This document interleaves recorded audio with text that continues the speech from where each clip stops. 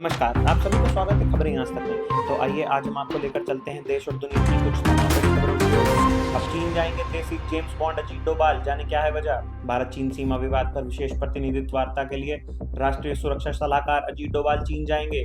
चीन के विदेश मंत्री यांग यी अपने देश का प्रतिनिधित्व करेंगे। इस वार्ता में गलवान जैसी घटनाओं से बचने के लिए सार्थक बातचीत की उम्मीद है। एलएसी को स्पष्ट रूप से परिभाषित करने पर भी चर्चा हुई। आज संसद में पेश होगा एक देश एक चुनाव बिल। बीजेपी ने सांसदों को सदन में रहने के लिए जारी किया व्हीप। बीजेपी ने one nation one election bill पर चर्चा के लिए अपने लोकसभा सांसदों के लिए व्हीप जारी किया है। सांसदों को मंगलवार को संसद में अनिवार्य रूप से उपस्थित रहने का निर्देश दिया गया। अब ईवीएम को लेकर भी इंडिया ब्लॉक में मतभेद। विपक्षी गठबंधन इंडिया में दरारें गहराती जा रही हैं। ईवीएम और अडानी जैसे मुद्दों पर कांग्रेस और उसके सहयोगियों के बीच मतभेद उभर कर सामने आ रहे हैं। टीएमसी और नेशनल कॉन्फ्रेंस ने कांग्रेस के रुख से अलग राय रखी है। गठबंधन के नेतृत्व को लेकर भी खींचतानी जारी है। ममता बनर्जी अध्यक्ष पद की दौड़ में आगे दिख रही हैं। जब जज ही जहर उगलने लगे तो भारतीय मुसलमानों को क्या उम्मीद है, कब खत्म होगी नफरत की राजनीति। इलाहाबाद हाई कोर्ट के जस्टिस शेख यादव के व्हीप कार्यक्रम के दिए गए भाषण पर विवाद खड़ा हो गया है। उनके कथित रूप से मुसलमान विरोधी टिप्पणियों के बाद गणमान्य नागरिकों ने बढ़ते सांप्रदायिक तनाव पर चिंता जताते हुए प्रधानमंत्री मोदी को पत्र लिखा है। क्या नई दिल्ली सीट पर सबसे कठिन लड़ाई में फंसने वाले हैं केजरीवाल। ये बात लगभग तय हो गई है कि इस बार दिल्ली विधानसभा चुनाव के दौरान नई दिल्ली सीट पर त्रिकोणीय और दिलचस्प मुकाबला देखने को मिलेगा। अरविंद केजरीवाल एक बार फिर से सीट से उम्मीदवार हैं, तो वहीं संदीप दीक्षित को कांग्रेस ने मैदान में उतार दिया है। वहीं बीजेपी ने परवेश वर्मा को इस सीट से चुनाव लड़ने की चर्चा है। सीएम योगी ने संभल विवाद को लेकर कहा, संभल में मंदिर को मस्जिद बनाया गया था।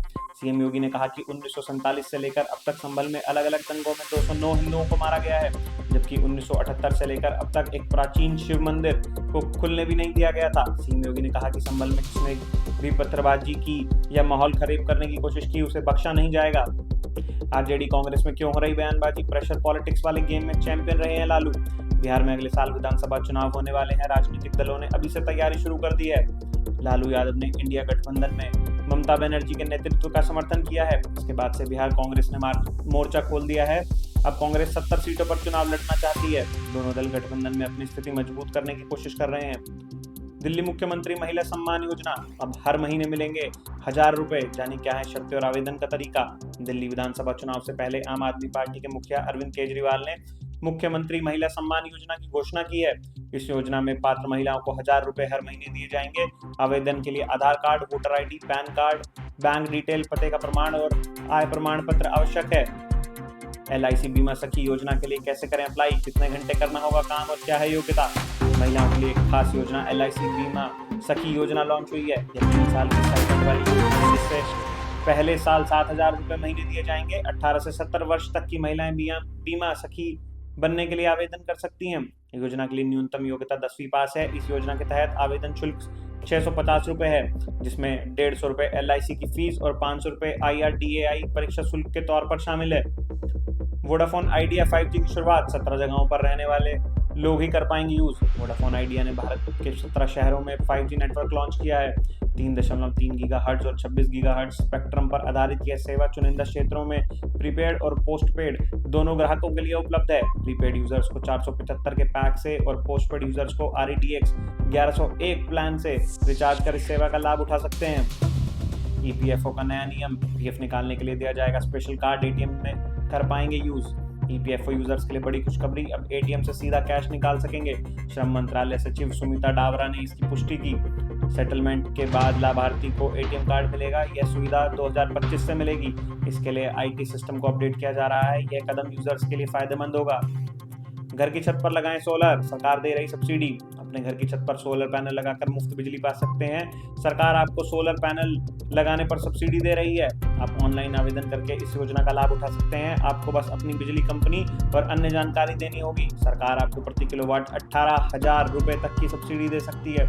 यह योजना आपकी बिजली बिल कम करने में मदद करेगी।